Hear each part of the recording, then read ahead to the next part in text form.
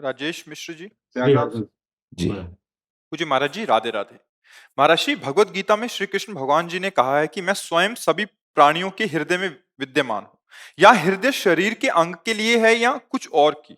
अव्यक्त रूप से, जैसे बर्फ में जल ही जल है, उसके सिवा कुछ नहीं है। समझ पा रहे?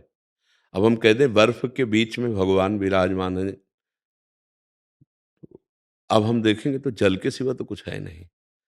ऐसे इस शरीर में पंचभूत के सिवा कुछ नहीं है। अगर कुछ पकड़ सकती है यहाँ की मशीन, तो पंचभूत के ढांचे का केवल चित्रण हो सकता है। जैसे अल्ट्रासाउंड है, सीटी स्कैन है, एक्सरा है, ये ढांचे का हो सकता है। लेकिन इसमें भगवान ऐसे व्याप्त हैं जैसे बर्फ में जल ही जल है केवल, और कुछ नहीं है। ऐसे ही केवल श्री कृष्ण ही श्री कृष्ण है। मत्तः, और पढ़ो गीता में, मत्तः परतरम नान्यत किंचिदस्ति धनंजय, मेरे सिवा हे धनंजय कुछ नहीं है। अब उसको जब हम शास्त्रीय विधि से देखते हैं तो सहस्त्र शीर्षा पुरुषा सहस्राक्षा सहस्त्रपात सभूमिग्वं तस्प्रत्वात तिष्ठत दशांगुलम, नाभि से हम 10 अंगुल नापे तो इसे हृदय देश कहते हैं। यहाँ बोले भगवान यहाँ विराजमान। तो पोस्टमार्टम किसी को मिला क्या? मन मिला, किसी को बुद्धि मिला, कोई भगवान का कुछ केवल ढांचे का है। ये क्या मुर्दे में भगवान नहीं रहते? मुर्दे में भगवान नहीं रहते क्या? रहते हैं भाई। अगर मुर्दे में भगवान नहीं रहते तो ये शास्त्र की बात गलत हो जाए कि कहो सो कहाँ जहां प्रभु नहीं। और देखो प्रभु को पैदा करके मुर्दे से दिखा दिया। पृथु भगवान का अवतार मुर्दे शरीर से हुआ है। वेन की दाहिनी भुजा से भगवान पृथु और बाई भुजा से अर्ची महारानी भगवान का अवतार है। मतलब भगवान मुर्दे में भी हैं लेकिन अव्यक्त हो गए। पहले चेतना रूप में थे, अब वो चेतना शांत करके हुए पर हैं। तो जैसे मेहंदी का पत्ता है, उसमें लाली है, निकाल के दिखाओ आप, हरा ही हरा दिखाए। अब उसकी पद्धति है पीसो, पीस के हाथ में चढ़ाओ, हाथ धो लो, लाली ही लाली छा जाएगी। ठीक है ना? दूध में घी है, पूड़ी बना के दिखाओ, उसकी पद्धति है दही जमाओ, मक्खन निकालो और घी बनाओ, फिर पूड़ी बना लो। समझ पा रहे ना? परमात्मा है इसमें, खोज के दिखाओ, तो उसकी पद्धति है। जब भजन किया और गुरु के अनुसार चले तो यही हृदय में दर्शन हो गए। महाराज जी, यदि हृदय पर ध्यान करते हैं तो अत्यधिक विचार आते हैं, तत्समय इन विचारों से छुटकारा कैसे पाएं? भैया हम हृदय में ध्यान की बात कब कहिए? कभी आप बताओ हृदय की ध्यान की बात चर्चा होगी? नाम का ध्यान करो, देखिए रूप नाम आधीना। रूप का दर्शन किससे होता है? नाम के अधीन है रूप। जैसे आप बैठे हैं, आपका रूप देख रहे हैं लेकिन हमें पता नहीं आपका नाम क्या है, तो हम कोई परिचय नहीं जानते आपको। बोले वो आए थे आपके पास, नहीं हम तो नहीं जानते। नहीं वो सामने ही बैठे थे, तो हमने नाम नहीं जाना ना, इसलिए आपका परिचय नहीं हुआ। अब नाम जान लिया ना, तो वो आए थे, हाँ हमारे सामने बैठे थे। रूप का परिचय कौन कराता है? नाम। इसीलिए हम कहते हैं नाम जप करो, नाम का ध्यान करो, राधा, यही सब कुछ प्रकट हो जाएगा। अब हृदय का क्या ध्यान करोगे? इसमें तो मन है, बुद्धि है, चित्त है, अहंकार है, और उसमें असत विचार है। आंख मूंदोगे अंधकार और विचारों की ज्वाला बढ़ती चली जा रही, विषय वासना, तो ध्यान तो बना नहीं ना। अच्छा, अपने लोग कोई प्रवचन नहीं कर रहे हैं, अपने लोग इस मार्ग में चल करके बात कर रहे हैं। जब हम बार बार लिखना शुरू किए राधा राधा, अब मन भागेगा, उस जहां जहां भाग के जहाँ हटा के लाओ राधा राधा। अब कुछ समय बाद जब ये नाम का चिंतन आपको निष्पाप करेगा तो यही रूप प्रकाशित हो जाएगा। जो चाहोगे, जो चाहोगे, जैसे तुम्हारे पास धन है, जो चीज चाहो खरीद लो जाके। ऐसे ही परम धन नाम एकत्रित हो गया। राम रूप दर्शन करना चाहो, कृष्ण रूप दर्शन करना चाहो, आत्मस्वरूप का बोध, सब हो जाएगा। बस नाम इतना जमा होना चाहिए। अब भाई आप गए, बोले हार दिखाइए, बोले आपके पास कितने हैं? बोले 2 लाख रुपए हैं। बोले नहीं ये तो 11 लाख का है, हटो चलो साइड में। आपके पास अपार धन हो तो आप खरीद लोगे क्या? जो चाहोगे, जो चाहोगे। इसीलिए जो विवेकी जन है पहले धन एकत्रित करते हैं, तब फिर देखते हैं सौदा। तो हम सौदा करना चाहते हैं आनंद सिंधु का, तो आप खरीद लेंगे नाम से भगवान को। सुमिर पवन सुत पावन नामू, अपने बस कर राखे रामू। नाम परम धन है। ये अनुभव की बात, संतों की बात, इसीलिए हमारा हर उत्तर आएगा तो विश्राम नाम में होगा कि आप नाम का ध्यान करो, नाम का जप करो, फिर देखो धीरे धीरे अंधकार नष्ट होगा, प्रकाश, और उसी प्रकाश में परमात्मा का साक्षात्कार होता है। और बिना भजन के अनुभव है नहीं। शास्त्रों की बातें पढ़ के बोल लो, कटाक्ष कर लो, अंदर का कुछ ठीक नहीं कर सकते।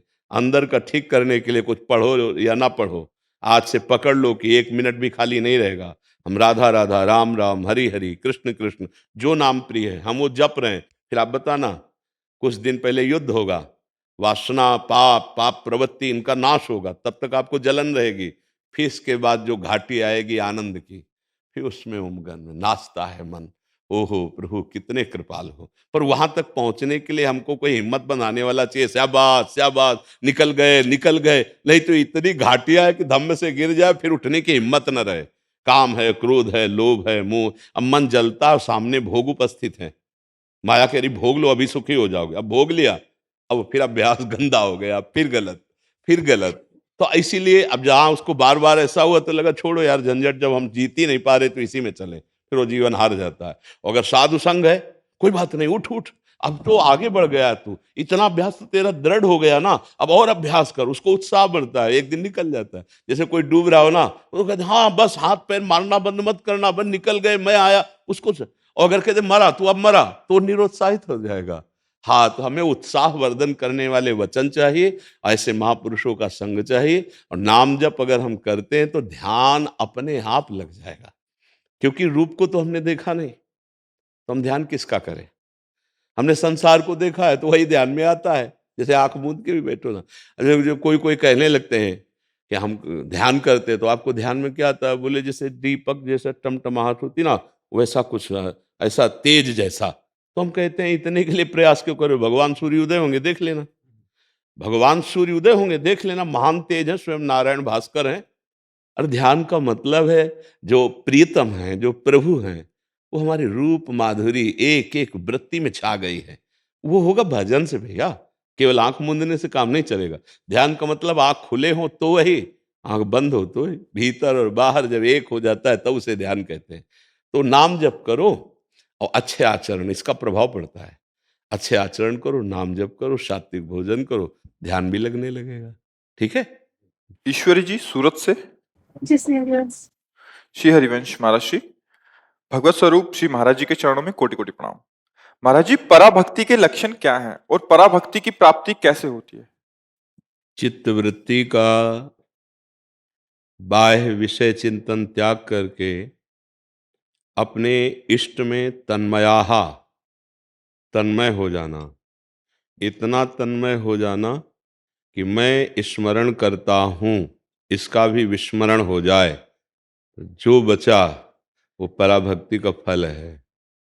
चाहे उसे ब्रह्म कहो, ज्ञान में, योग में परमात्मा, भक्ति में भगवान, प्रेम में लाड़िले। अपने लाड़िले में इतना तन्मय हो गया, अपने प्रभु में इतना तन्मय हो गया कि अपनी भी विस्मृति हो गई। ब्रह्म नहीं, माया नहीं, नहीं जीव नहीं काल, अपनी हूँ सुधि ना रही, एक रहो नंदलाल। ये भक्ति का स्वरूप है, ये परम भक्ति का फल भी है, यही साध्य है, यही साधन भी है। चित्त वृत्ति का बाहर भटक करके विषय सुख भोगना, विषय चिंतन करना, यही सबका सर्वनाश है, सबका। चाहे वो गृहस्थ हो चाहे विरक्त हो, इसी से पतन हो जाता है। क्योंकि जहां हम विषयों का ध्यान करते हैं, चिंतन करते हैं, तो हमारी विषयासक्ति बढ़ती है। जब हमारा मन विषय क्रियाओं में लग जाता है तो हमारी दुर्गति हो जाती है। हम पराभक्ति का स्वरूप यही समझें कि जिधर हमारी दृष्टि जाए, जिस वस्तु व्यक्ति स्थान में, हमको ये अनुभव में आए कि जब पहले वस्तु व्यक्ति स्थान नहीं था तब श्री कृष्ण थे, जब ये वस्तु व्यक्ति स्थान नहीं रहेगा तो श्री कृष्ण रहेंगे, तो मध्य में श्री कृष्ण ही हैं। जैसे जब आभूषण कोई नाम रूप धारण नहीं किए था तब स्वर्ण था, और जब वो कुंडल, कंकण, हार, करधनी, ये विविध आभूषण के रूप में और नाम में संबोधन किया गया, तो भी जौहरी की दृष्टि में वो स्वर्ण ही है।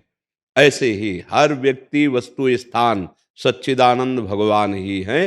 जिसको ऐसा अनुभव हो गया वो पराभक्ति के फल को प्राप्त हो गया। पराभक्ति किंचन मात्र भी अन्य चिंतन ना होना, अव्यावृत भजनात्, अखंड भजन, केवल अपने आराध्य देव के चिंतन में तन्मय हो गया, उसे कहते हैं। उसे ही भगवान गीता जी में कहते हैं, ब्रह्मभूता प्रसन्नात्मा न शोचति न कांक्षति समा सर्वेषु भूतेषु मद भक्तिम लभते पराम। वो भगवत अनुभूत हो गया, ब्रह्म अनुभूत हो गया, तो अखंड प्रसन्नता को प्राप्त हुआ। अखंड प्रसन्नता कब प्राप्त होती है? जब हमारी इंद्रियां निर्विषय हो जाती हैं, मन संकल्प रहित हो जाता है, किसी भी कामना का हृदय में लेश मात्र भी प्रभाव नहीं रहता। विषय से कामना, कामना से विक्षिप्तता, ना कोई विक्षेप है, ना कोई आवरण है, ना कोई मल है, तो अखंड प्रसन्नता अंतःकरण में जागृत होती। उसी प्रसन्नता में परमात्मा साक्षात्कार होता है। जो अखंड प्रसन्नता है वही ब्रह्मभूत है, जो ब्रह्मभूत है वही अखंड प्रसन्न है। ब्रह्मभूता प्रसन्नात्मा, न सोचति न कांक्षति, कोई चाह नहीं, कोई सोच नहीं। अब ये स्थिति प्राप्त करने के लिए सदगुरुदेव का वर्ण, उनके द्वारा बताई हुई उपासना से चित्त को बार बार संसार से हटाकर आराध्य देव में जोड़ना, ये अभ्यास दृढ़ हो गया तो भगवत प्राप्ति हो गई। अब कहने में तो कम समय लगा, लेकिन इसका अभ्यास करने में जन्म जन्म मुनि जतन कराहे। आपका अभ्यास कितनी जोर का है तभी पता चलेगा। बोले हमें भगवत प्राप्ति कब हो जाएगी? तो आपका अभ्यास किस कोटि का है, वैसे अनुभव में आएगा।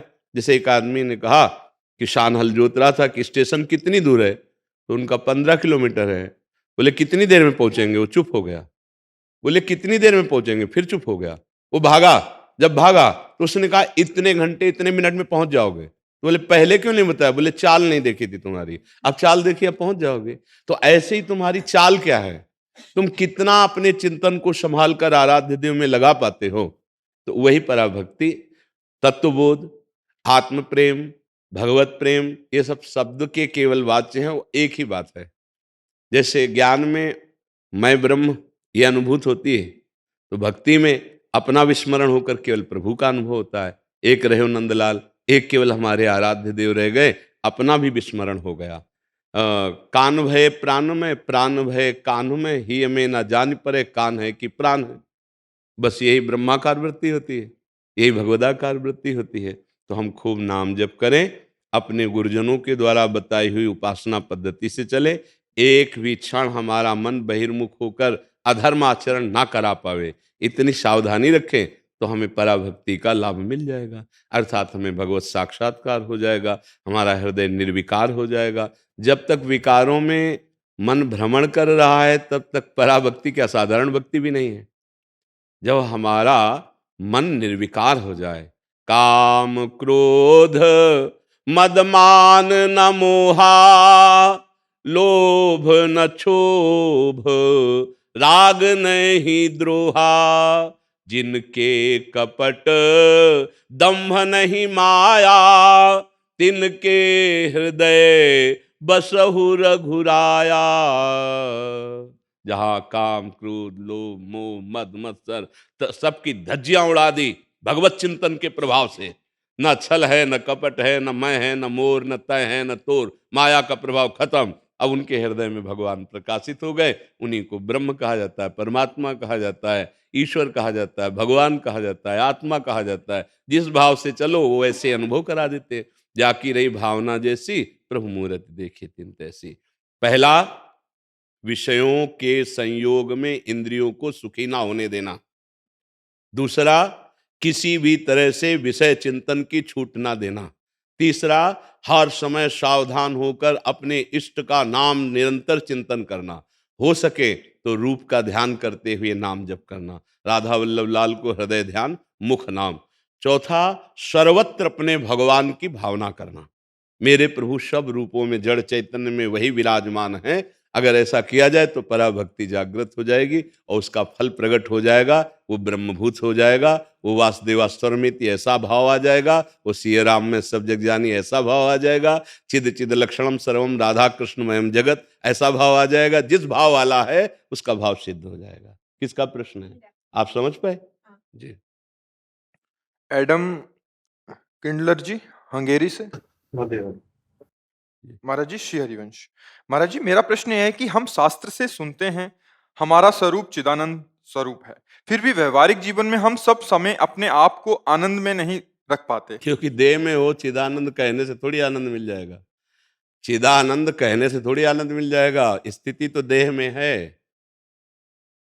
पहले तो साधन चतुष्टय हो, तब तो चिदानंद की तरफ गति हो।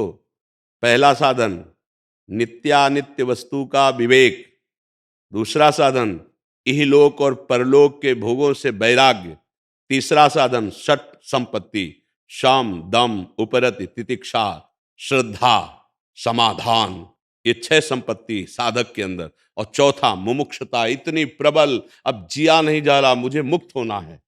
अब ये 4 साधन हो और सदगुरु कृपा से उनके शासन में हो, तो अभी स्थूल देह का राग, सूक्ष्म देह का राग, कारण देह का राग, तीनों रागों का त्यागी स्वरूप आनंद में स्थित हो जाता है। स्वरूप तुम वही हो, पर भूल करके अभी देह भाव में हो, देह राग में हो, भोगों में हो। अभी वैराग्य थोड़ी है। वैराग्य त्याग, वैराग्य उपरति, कोई भोग है ही नहीं। जैसे स्वप्न में जो भोग सामग्री देखी, जगने के बाद कोई थी क्या? ऐसे ही मुमुक्ष साधक संपूर्ण इस लोक परलोक के भोगों को नहीं है, ऐसा है ही नहीं, उसकी सत्ता ही नहीं है। जैसे टेढ़ी रस्सी पड़ी, सर्प दिखाई दे रहा है, लेकिन है ही नहीं सर्प। ना भूत में, ना वर्तमान में, ना भविष्य में वहां सर्प ही नहीं है। रस्सी में भ्रम हो गया सर्प का, ब्रह्म में भ्रम हो गया भोगों का। मत्ता परतरम नान्यत किंचिदस्ति धनंजय, मेरे सिवा कुछ नहीं है। तो भ्रम हो गया ना, स्त्री का, पुरुष का, जड़ का, चैतन्य का, अच्छे का, बुरे का। अब इसी भ्रम को मिटाने के लिए तो साधना हो रही।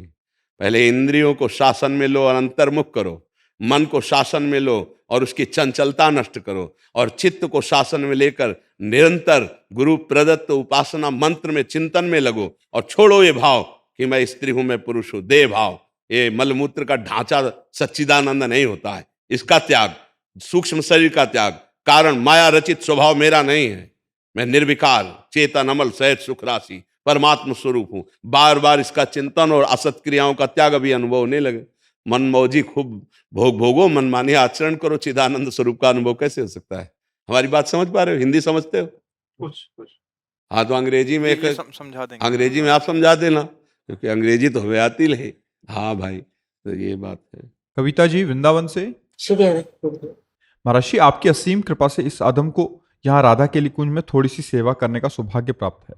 सदगुरुदेव भगवान, मेरा प्रश्न यह है कि मुझे अपनी सेवा से और वृंदावन धाम से इस कदर आसक्ति हो गई है कि मेरा कहीं और जाने का बिल्कुल मन ही नहीं करता।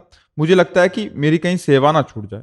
यहाँ तक कि मुझे 84 कोस की यात्रा का भी अगर सौभाग्य प्राप्त होता है तो मैं मना कर देती हूँ। गुरुदेव, मैं ये जानना चाहती हूँ कि मेरे पाप मुझे 84 की यात्रा करने नहीं देते या मुझे 84 कोस की यात्रा करनी चाहिए? कृपया मार्गदर्शन। नहीं, श्री जी की सेवा शक्ति प्रबल होनी चाहिए।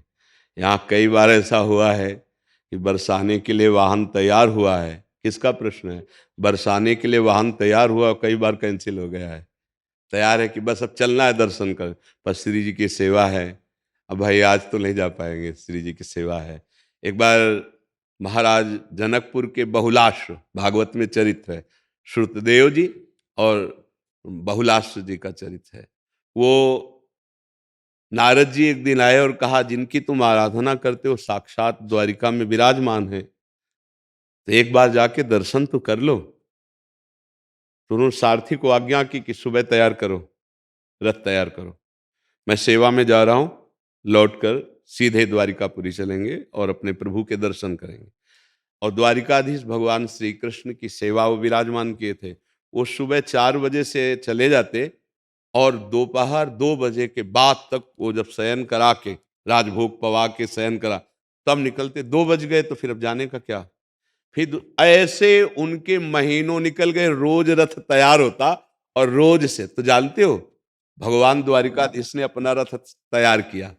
सुखदेव जी, वशिष्ठ जी, बड़े बड़े महापुरुषों को बैठालकर जनकपुर आए, श्रीमद् भागवत में पढ़ लेना, और महाराज बहुलाश्र को स्वयं दर्शन दिए आके। सेवा प्रधान वृत्ति होने के कारण वो तो नहीं जा पाए, आराध्य देव आ गए, आराध्य देव स्वयं दर्शन देने आ गए। हमें लगता है अपनी सेवा पद्धति को बहुत दृढ़ रखना चाहिए।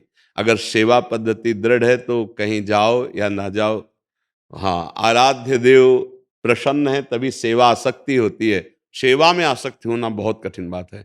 अपने प्रभु की कोई भी सेवा उसे छोटी नहीं समझी जाती। कोई भी सेवा मिल जाए तो हम सेवा में आसक्त हो जाए, और ये तो बना ही रहना चाहिए कि हमें कुछ मिले न मिले, हमारी सेवा नहीं छूटनी चाहिए। सेवा में, नाम में, धाम में, गुरु में, संतों की वाणी में हमारी आसक्ति हो जाए तो हमारी संसार की आसक्ति नष्ट हो जाएगी। जो आसक्ति हमारा शरीर में, विषयों में, इंद्रियों में, मन में और शरीर संबंधियों में, शरीर भोगों में है, वो दुर्गति का कारण है। वही आसक्ति प्रभु में, प्रभु के नाम में, धाम में, रूप में, सेवा में, भगवत प्रेमी महात्माओं की चर्चा में आसक्ति हो जाए, वही मोक्ष का खुला हुआ द्वार है। बस ये कोई गलत नहीं है। हाँ, इतनी प्रबल आसक्ति हो जाए कि अब हम अपने प्रभु की सेवा छोड़कर कहीं नहीं जा सकते। तो प्रभु वही है। प्रभु कहो सो कहाँ, जहाँ प्रभु नाही। तो कण कण में जब विराजमान, तो हम जो छवि विराजमान किए, जो प्रभु का श्री विग्रह विराजमान किए, वो तो साक्षात है ही, वो तो कण कण में है, तो वहां तो है ही, तो हम उन्हीं की सेवा में तो है। तो जिस दिन हमारी सेवा का ऐसा आसक्त पूर्ण भाव हो जाए तो आप देखेंगे फिर छवि नहीं दिखाई देगी, साक्षात मुस्कुराहट नजर आती। मेरे प्रभु साक्षात विराज, पल पल में रूप माधुरी बदलती रहती, पल पल में चित्त को, चुराए हुए चित्त को बार बार चुराते रहते। इनका नाम चित्त चोर है ना। जैसे प्रियाजू का नाम चंचल चित्त आकर्षणी। हमें बिल्कुल चिंता नहीं करनी, हमारा मन चंचल है पर हमें डर नहीं है। क्यों? क्योंकि बहुत बड़े मनचोर युगल सरकार है। ये हमारे मन को जिस दिन चाहेंगे उस दिन परास्त कर देंगे, हाँ, पंगु कर देंगे, चुरा लेंगे, अधीन कर लेंगे। इसलिए सेवा में, नाम में हमारी आसक्ति हो जानी चाहिए। अगर नाम छूट रहा है तो बड़े से बड़ा धर्म कर्म हमारे लिए कोई महत्व नहीं रखता। सेवा छूट रही, हमें कोई फल नहीं चाहिए। सेवा का फल सेवा ही चाहिए। सेवा का फल उनके अधीन होकर सेवा करना ही चाहिए। प्राणावेश बारिक जी झारखंड से। राधे राधे। राधे राधे महाराज जी। महाराज जी, मैंने अपने पापा को खो दिया 2020 में। इनका थोड़ा सा प्रश्न है कि उनका एक सपना था कि ये थोड़ा बड़ा आदमी बने और कहते हैं सबको रोजगार दे और एक कंपनी खोले, ऐसा। पर मैं निरंतर माँ की तरफ खिंचता हूँ और मुझे इस जन्म में उनको साक्षात मन से देखना है। मुझे ये भी पता है कि ये इतना आसान नहीं है, इसका रास्ता एकमात्र माँ तारा की साधना है अगर मैं चलूं तो। पर मैं दो काम एक साथ कैसे करूं, मेरे को समझ नहीं आ रहा कि। बढ़िया हो सकते हैं। दो काम क्यों, उसे एक ही काम मानिए ना। अगर माँ मानते हैं तो पूरी सृष्टि माँ की है कि नहीं। कोई ऐसा तत्व, चाहे माँ मानो, चाहे पिता मानो, चाहे मित्र मानो, चाहे जो पुत्र मानो, भगवान को किसी भी भाव से माने, तो तत्व तो एक ही है ना। और वही सबका स्वामी है, वही सबका सृजन करता है, पालन करता है, वही सबका लय संहार भी वही करता है। एक ही तत्व। जब तक सही माने में ज्ञान नहीं होगा तब तक आप चाहे माँ नाम दो, चाहे पिता नाम दो, या जो भी नाम दो, वो एक ही तत्व है ना। तो तुमको इतना पता है ना कि उसी का पूरा संसार है। मानते हो कि नहीं है? तो फिर संसार के कार्य को तुम माँ से अलग क्यों मानते हो? नाम जप करो, हर कार्य माँ को समर्पित करते। जैसे हम अपनी माँ को प्रसन्नता प्रदान करने के लिए विविध प्रकार की सामग्रियां उपस्थित करने के लिए हम धन कमाते हैं, मेहनत करते हैं, अपनी माँ को पोशाक है, भोजन है, व्यवस्था करते हैं, तो उद्देश्य हमारा है माँ की प्रसन्नता। तो जितना कर्म बनाओ माँ की प्रसन्नता के लिए बन गया ना। ऐसे ही ये पूरी सृष्टि माँ की है। हमें जो जिम्मेवारी मिले, जो कार्य मिले, चाहे किसानी, व्यापार, नौकरी, हम उसे माँ का कार्य माने, खूब ईमानदारी से करें, दूसरों को सुख पहुंचावें, और जो हमारे पास मन, बुद्धि, चित्त, अहंकार, ये हम प्रभु को समर्पित कर दें, माँ को समर्पित कर दें। मेरे अहंकार में रह कि मैं माँ का पुत्र हूँ। मेरी बुद्धि सदैव यही निश्चय करे, माँ से बढ़कर कोई नहीं है। मेरा मन उनका नाम जप करे, उनका मनन करे, मेरी चित्त की वृत्ति उनकी महिमा में लगी रहे। माँ महाबलवान है, माँ संपूर्ण संसार की स्वामी है, माँ ही सब पूरे जगत को प्रकट करने वाली, वही पालन करने वाली। निश्चित भगवत प्राप्ति हो जाएगी। चाहे उसे माँ नाम दो, चाहे पिता नाम दो। तुम्हें माता च पिता तुम्हें, तुम्हें बंधुश्च सखा तुम्हें, तुम्हें विद्या द्रविणं तुम्हें सर्वम मम देव देव। जो माँ है वही पिता भी है, वही मित्र भी है, वही पुत्र भी है, वही सब रूपों में, दूसरा कोई है ही नहीं। या देवी सर्वभूतेषु बुद्धि रूपेण संस्थिता, नमस्तस्यै नमस्तस्यै नमस्तस्यै नमो नमः। जो चर अचर में विराजमान हो वही तो माँ है। माँ किसी एक मूर्ति में थोड़ी विराजमान है। देवी प्रपन्नार्थ हरे प्रसीद प्रसीद मातर जगतो खिलस्य प्रसीद विश्वेश्वरी पाहि विश्वम तुमीश्वरी देवी चराचरस्य। चर अचर भी हे माँ तुम ही बनी हुई हो। ये माँ का ही है श्लोक। देवी प्रपन्नार्थ हरे प्रसीद प्रसीद मातर जगतो खिलस्य प्रसीद विश्वेश्वरी पाहि विश्वम तुमीश्वरी देवी चराचरस्य। सारा ये चराचर जगत माँ तुम ही हो। और जब इतना ज्ञान हो गया तो फिर मुक्त तो हो ही जाएगा वो। अब संसार को अलग मानो, माँ को केवल मंदिर में मानो तो बहुत समय लगेगा, बहुत जन्म लग सकते हैं। आना इसी में पड़ेगा। पूरे संसार को माँ का कृपा पात्र मानो, माँ की सेवा मानो, खूब मेहनत करो, दूसरों को सुख पहुंचाओ और अंदर से माँ का नाम जप करो, हो जाएगा काम। समझ पा रहे हो? इसमें कोई तर्क आपका? हाँ, तो ऐसे चलो, मस्त हो जाओगे। जब दो विभाग कर लिए जाते हैं, एक संसार और एक भगवान, तो फिर पार होना मुश्किल हो जाएगा। तो ठाकुर ठाकुर जी, मेरा इस जीवन में आने का कारण यही है, यही मेरा काम है, मतलब फिर जी, यहाँ मन देखो, आप तो अभी संसारिक पोशाक में हैं। अपने लोग तो बच्चापन से भगवान में ही लगे ना, ईमानदारी से भगवान में लगे। आना पड़ा ना समाज में, तो क्या समझते हो बाबा बन करके हम कर क्या रहे हैं? यही तो कर रहे हैं। जो अनुभव किया, जो मार्ग में चले, समाज को देना पड़ेगा, समाज की सेवा करनी पड़ेगी। बिना इसकी सेवा किए मुक्त नहीं होगा कोई। इसका अन्न खाया, इसके वस्त्र पहने, इस समाज में पैदा हुए, तो इस समाज को दे के जाओ जो कुछ कमाया है, वही आपको करना है। माता पिता परिवार सब समाज के अंतर्गत ही आता है। खूब कमाओ, मेहनत करो, नाम जप करो, दूसरों को सुख पहुंचाओ, राष्ट्र को सुख पहुंचाओ, बढ़िया भगवत प्राप्ति का मार्ग है। कायर बनकर कोई भगवत प्राप्ति थोड़ी कर पाता, चाहे जिस वेश में हो। सोचो कि हम ये वेश रख लें और पड़े पड़े हो ऐसे, वो कुछ नहीं लाभ मिल पाएगा।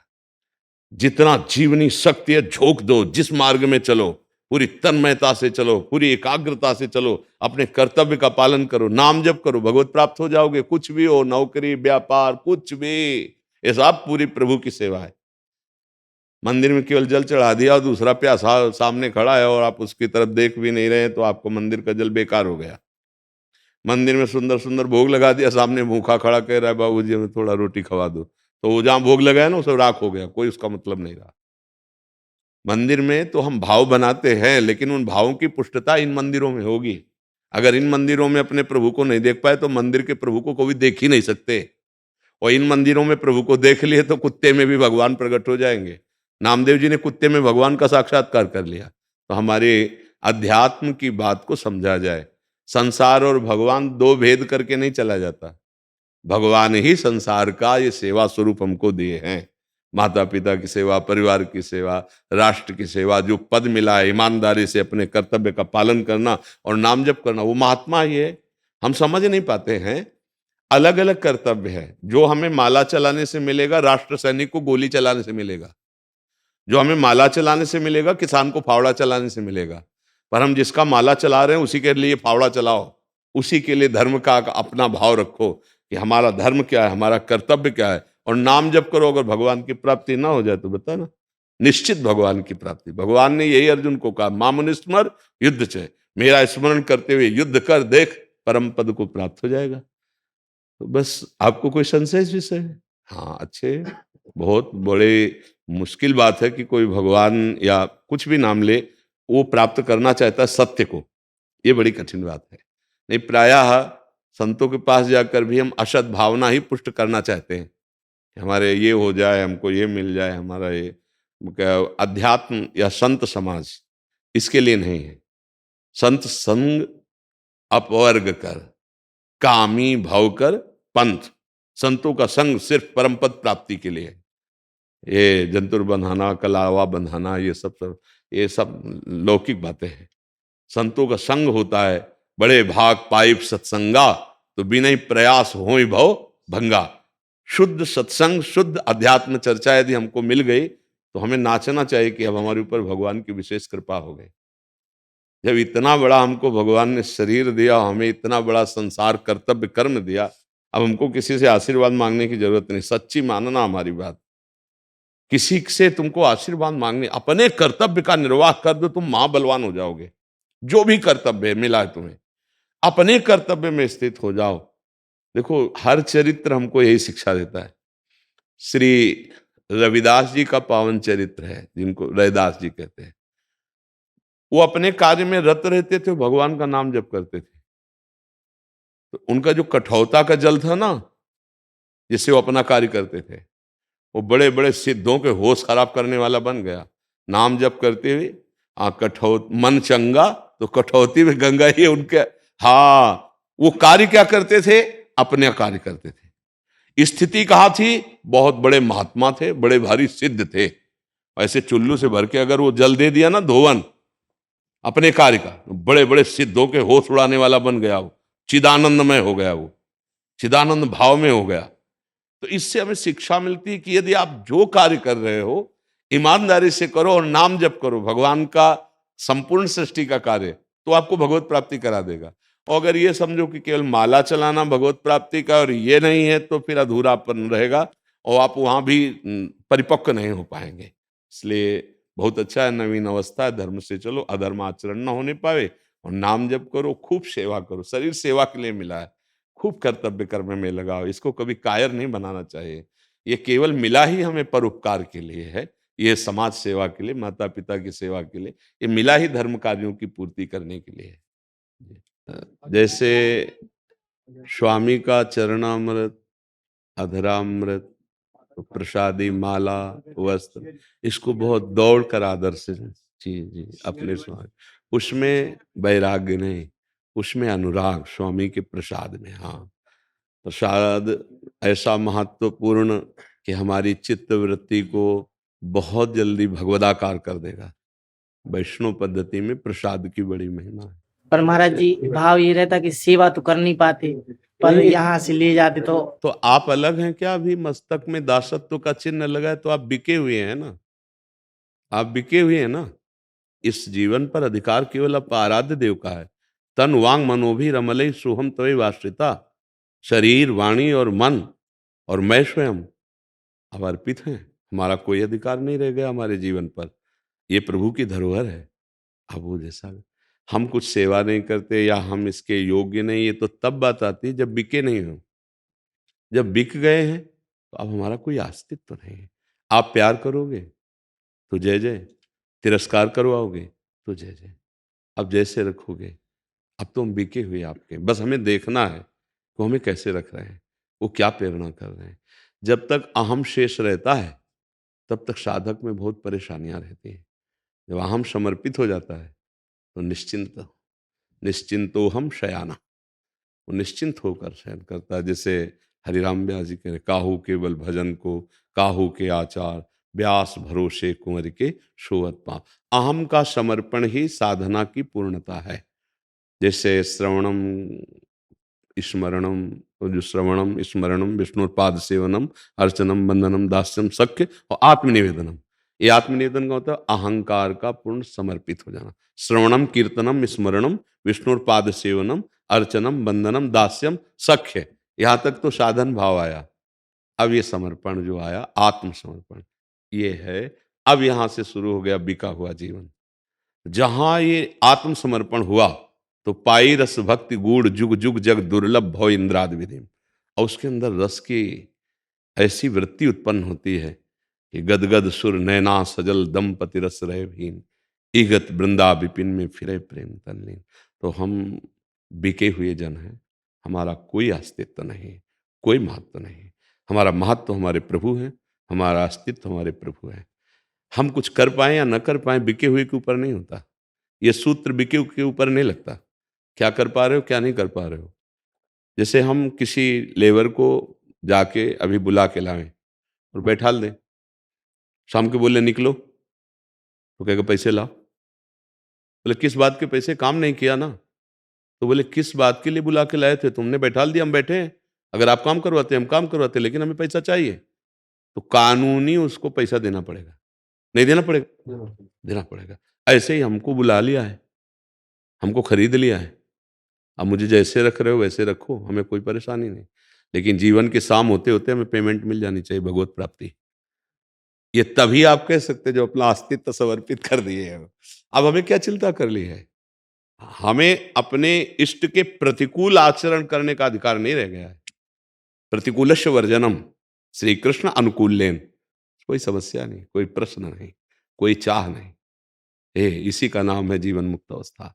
चाहे वो वैष्णव पद्धति से चले, चाहे वो अष्टांग योग से चले, चाहे वो सांख्य योग से चले, इन देहों का राग त्याग देना हर मार्ग का परम लक्ष्य है। अगर देह राग है, कर्ता राग है, भोक्ता राग है, तो अभी किसी मार्ग का पथिक नहीं है। इसी का त्याग करना है। आप समझ पा रहे हैं हमारी बात?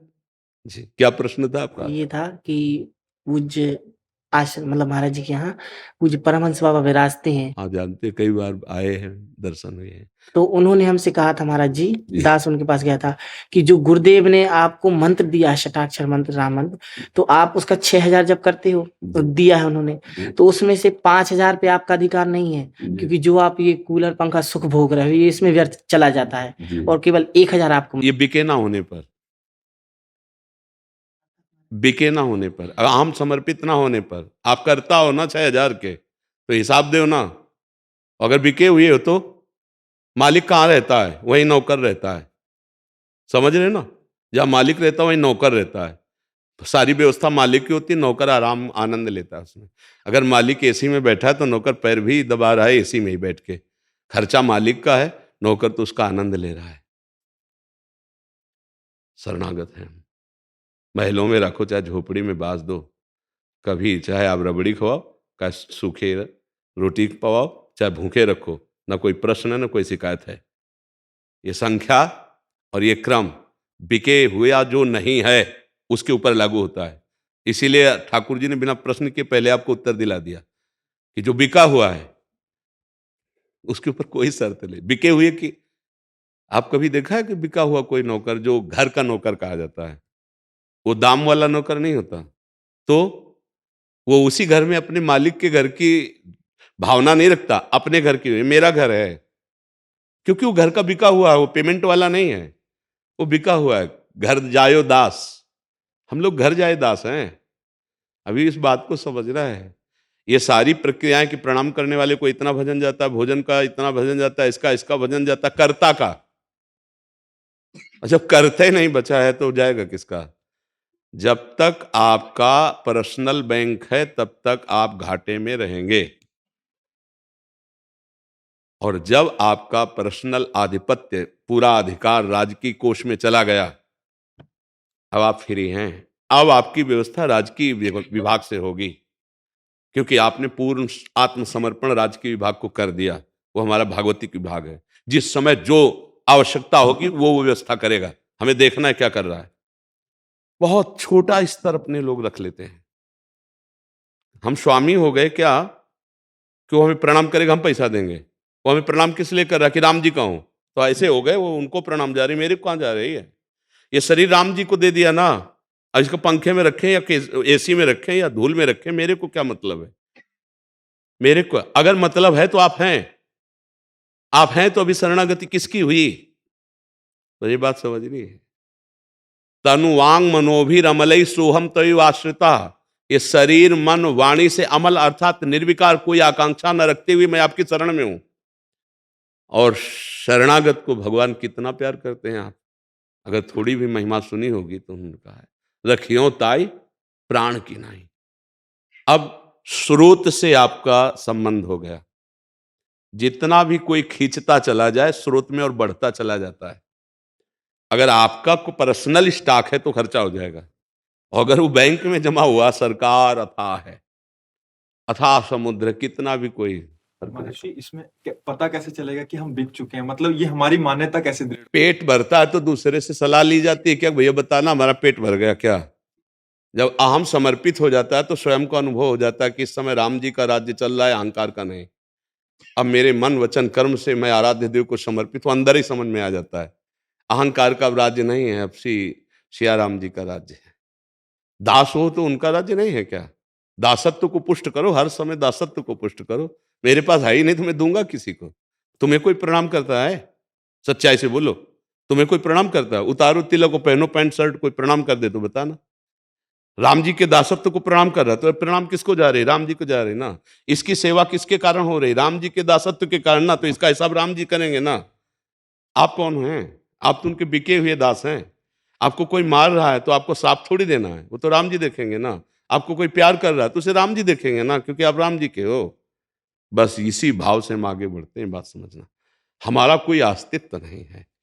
हाँ, हमारे जीवन का अस्तित्व राम जी को समर्पित हो गया है। इन सब बाहरी बातों पे वस्त्र देने वाले को इतना इतना, तो आप स्वामी हो ना, तभी तो हिसाब कर रहे हो ना। आप स्वामी नहीं हो, आप सेवक हो। अब वो सेवक को कैसे रखते हैं, स्वामी की बात है। देखो, जैसे सब जब साधन काल में अहम ग्रह उपासना में थे, तो जैसे कोई इत्र दे, कभी नहीं लगाएंगे, चंदन नहीं, माला नहीं। जब भगवत दासत्व में आए तब इसका महत्व समझ में आया। पहले वैराग्य का महत्व था, अब अनुराग का बात। हमारे स्वामी का प्रसादी चंदन है, हमारे स्वामी की चरण रज है, हमारे स्वामी की माला है, हमारे स्वामी का इत्र है जो श्रीअंग में लगा हुआ है, हमारे स्वामी का प्रसादी पान है। उसको हम बड़े प्यार से स्वामी ने मालूम बरसाने गए तो श्री जी की बीड़ी प्रसाद मिली। हमारे श्री जी का भोग लगता है पान की बीड़ी का। अब वो थोड़ी साधु को पान पाना निषेध है, लेकिन बिके हुए को अपनी स्वामिनी का प्रसाद। अब आप देखोगे यार, बाबा जी होकर महक रहे हैं, बाबा जी होकर माला पहने, बाबा जी होकर पान खाए हैं। अरे तुम्हारी दृष्टि है वो वहां बिका हुआ है, वो उच्छिष्टामृत भुक्तवैव, वो उच्छिष्ट अमृत का पान। तो हमें बाहरी व्यवहार में नहीं फंसना है। आप कुछ हैं ही नहीं, अब आपका सब कुछ राम जी का है। बस इसी बात को बार बार दृढ़ कीजिए। और राम जी अनंत हैं, और राम जी देने के लिए तो उनके दास हर समय तैयार रहते हैं। नहीं तैयार रहते? कोई ले ले, वो तो घूम रहे झोले में डाले ही। ए भैया राम राम कह, तेरा मंगल हो जाएगा। ए भैया राम जी की शरण में आ जा, तेरा मंगल हो जाएगा। संत जन यही तो कर रहे, वो तो देने के लिए डोल रहे, भगवान को देने के लिए डोल रहे। कोई ले तो क्यों? क्योंकि अनंत महिमाशाली से जुड़ गया, उसका संबंध स्रोत से हो गया। अगर स्रोत नहीं तो जितना जल है वो खाली करोगे खाली हो जाएगा, और स्रोत से है तो स्रोत आ रहा है। तो आनंद सिंधु मध्य तव बासा, तुम कहाँ बास कर रहे हो? आनंद समुद्र में। तो लाखों प्रणाम, करोड़ों नमस्कार उसी को हो रहे हैं। यार हमको नहीं मानना कि मुझे कोई प्रणाम कर रहा है। असलियत में देखना है तो स्वामी के दासत्व को उतारो। आप ही कोई अगर तुम्हें राधे बोल दे तो हमें बताना। स्वामी के दासत्व कोई प्रणाम किया है तो किसको किया जा रहा है? स्वामी को। सम्मानम कल्याति घोर गर्लम, ये विष है, नष्ट कर देगा। ऐसे करोड़ों प्रणाम कर रहे हैं, हटो अंदर से, हटो कि किसको? तो स्वामी को प्रणाम हो रहा है। ये दासत्व तो स्वामी का है। फिर क्या, कोई हमें प्रणाम कर रहा है तो कोई हमारी निंदा भी कर रहा है। ये स्वामी का विषय है, मेरा विषय नहीं है। अगर कोई मुझे मारता है तो स्वामी देखें, मुझे मतलब नहीं है, क्योंकि बिका हुआ शरीर उनका है। अब इस पर हमारी रक्षा का अधिकार नहीं, पालन का अधिकार नहीं, न नष्ट करने का अधिकार है, न रक्षा का अधिकार है। ये स्वामी के ऊपर है। हम तो बिके हुए देखते हैं। जो बहुमान करे को मेरो, किए बहुमानत ना ही बढ़ाई, और जो अपमान करे को केहूं, किए अपमान नहीं लघुताई। क्योंकि मैं मान अपमान को मैं नहीं देख रहा हूं, मैं अपने प्रभु के विधान को देख रहा हूं। अगर कोई गाली दे रहा, मार रहा है, तो कोई कचाई होगी इसके अंदर, उसको सच्चाई पे बदलने के लिए, सहनशीलता प्रदान करने के लिए। ठोक बजा के देख रहे हैं कि मेरा है कि नहीं पक्का है, तो हम तो राम ही राम बोलेंगे। डंडा भी चलेगा तो राम राम बोलेंगे, प्रणाम भी बोलेगा तो राम राम। ऐसे हमें रहना है। बिल्कुल ये बात बहुत मुश्किल से समझ में आती है, अगर आप समझ रहे हो तो। दो विभाग हैं, एक है तपस्या के द्वारा, भजन के द्वारा माया पर विजय प्राप्त करना, उसका हिसाब होता है। अगर एक भी प्रणाम करेगा तो तुम्हारा भजन कटेगा। और एक होता है सरकारी आदमी, गाड़ी बंगला व्यवस्था सब सरकारी, समझ रहे हो? पेमेंट सरकारी, उसके परिवार के भी कहीं जाना चाहे तो सरकारी छूट है, माता पिता नहीं होता सरकारी। हाँ, ये प्राइवेट नौकरी नहीं है, ये सरकारी नौकरी है। गाड़ी बंगला व्यवस्था सब सरकारी है, हमारा कुछ नहीं है, सब सरकारी है। उससे पूछो बहुत टॉप का बंगला है, बोले हाँ सरकारी है। बहुत बढ़िया गाड़ी में चल रहे, बोले सरकारी है। बोले टूट गया है बनवा, बोले हमारी बात नहीं, वो तो सरकारी बंगला है, जब वो भेजेंगे तो बन जाएगा। बिल्कुल सरकारी हो चुके हो। उनके नाम में डूबे रहना, उनके रूप में, उनके गुणगान में हम दास हैं। जैसे भाट है ना, राजा के सामने उनका यश गाता है, राजा मुस्कुरा देता है। ऐसे हम जीवन भर लगे हैं, उनके दास हैं, उनका यश गान कर रहे हैं, और वो यहीं बैठे मुस्कुरा रहे हैं। नाम बाणी जहां श्याम श्यामा तहां, नाम बाणी सुनत श्याम श्यामा सुबस, नाम बाणी निकट श्याम श्यामा प्रगट। अगर नाम चल रहा है, लीला गुण गायन, लीला चिंतन, तो साक्षात भगवान हमारे साथ हैं। इसलिए मस्त रहो, ये सब छोड़ो बातें। अब अपना अस्तित्व नहीं रह गया है, अब अपना अस्तित्व प्रभु को समर्पित। ये बड़ी मस्ती का मार्ग है। बोझा लादे रहोगे तो परेशान हो जाओगे। हमारी बात दो में होती है, एक शास्त्र और एक अनुभूत। तीसरी उसमें एक भी शब्द मिलावट का नहीं होगा, ध्यान रखना। भगवान के वचन को जरा इसका चिंतन करना। अनन्यश्चिन्तयन्तो माम ये जनाः पर्युपासते तेषां नित्याभियुक्तानां योगक्षेमं वहाम्यहम् वहाम्यहम् अहम वहाम्यहम, मैं वहन करता हूं। योग अप्राप्ति की प्राप्ति कराना, क्षेम प्राप्ति की रक्षा करना, ये दो काम मैं करूंगा, तुम्हारा केवल एक काम है। अनन्यश्चिन्तयन्तो माम, राधा राधा राधा राधा राधा, हमारा काम है आपका स्मरण करना। और आपका क्या काम है? अप्राप्ति की प्राप्ति कराना और प्राप्ति की रक्षा करना। योगक्षेमम, अब मेरे पास क्या है? जो है तो उनकी बैंक में जमा है, अब नहीं है। अब हमारे द्वारा जो हो रहा है वो राम जी की इच्छा से, जो होगा वो राम जी की इच्छा से। ना मेरा कोई कल्याण का उद्देश्य रह गया है और ना कोई मेरा अकल्याण का। अब तो मेरे जो कुछ है वो राम जी है। तभी अर्थ न धर्म न काम रुचि गति न चाहो निर्वाण, जन्म जन्म रति राम पद। यह एकदम आ जाओ, लाइन पे आ जाओ। ये साधना से नहीं होता, ये सत्संग से होता है। तात स्वर्ग अपवर्ग सुख धरी तुलाए कंग, इसीलिए एक क्षण में स्थिति, एक क्षण में स्वीकृति। जैसे एक क्षण में स्वीकृति हो गई, मैं मानव देह में पुरुष हूं, तो कभी नहीं भूलता, स्वप्न में भी पुरुष ही आता है। कोई स्त्री अपने को नहीं देख पाता, और स्त्री स्वरूप में अभिमान हो गया तो पुरुष नहीं देख पाते। पूरे जीवन स्वप्न में भी आओगे तो आप ही तो आओगे, ऐसा तो नहीं देखोगे कि मैं एक कन्या के रूप में हूं या स्त्री के रूप में हूं। एक बार स्वीकृति हुई, जब चेतना जाग गई तो मेरी स्वीकृति हो गया मैं पुरुष हूं, बस जीवन भर वही पुरुष हूं। एक बार स्वीकृति हृदय से हो जाए, मैं राम जी का, बस खत्म खेल। वो स्वीकृति की ये जो उपासना पद्धतियां है, कभी ऐसे महापुरुष का संग मिल जाए और एकदम बैठ जाए कि क्या बात। बोलो, आपका हृदय शीतल हुआ कि नहीं शीतल हुआ? आपके हृदय का संशय हट रहा है कि नहीं हट रहा है? ये राम जी की बात समझ लो, ये राम जी की बात पूरे जीवन का सार। प्रयागदास मामा जी केवल संबंध में स्थित हैं, मेरे जीजा राम जी और जिज्जी सिया जी, और मैं उनका साला। हाँ, बस इसी मस्ती में जीवन मुक्त महापुरुष जिस आनंद की लालसा करते, उस आनंद में मगन है। हम संबंध को क्यों नहीं देखते? प्रभु हमारे स्वामी हैं, हम उनके दास। देखो हनुमान जी महाराज का पूरा पावन चरित्र पढ़कर देखो, भगवान की दासता के सिवा कोई सुख स्वीकार नहीं। जब रावण को ठीक जवाब देकर लंका दहन करके जानकी जी की खोज करके चूड़ामणि लेकर के पधारते हैं, तो हाथ पकड़ राम जी अपने पास बैठालना चाहते हैं, ऐसे कर गई निकट बैठावा, पर हनुमान जी सरक के चरणों में बैठते हैं।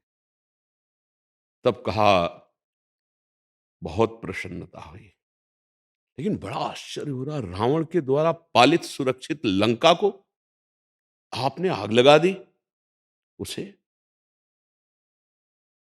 हनुमान जी ने कहा कि प्रभु, मैंने तो आग नहीं लगाई, मैंने निशाचरों को वध भी नहीं किया, मैंने तो समुद्र भी पार नहीं किया।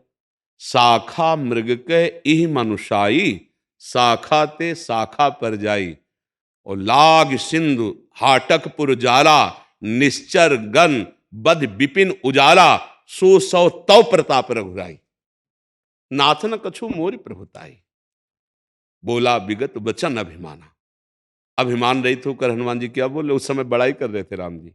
रावण के द्वारा सुरक्षित लंका में घुस जाना, वहां आग लगा देना, अक्षय कुमार का वध कर देना, ये सब कैसे तुमने किया?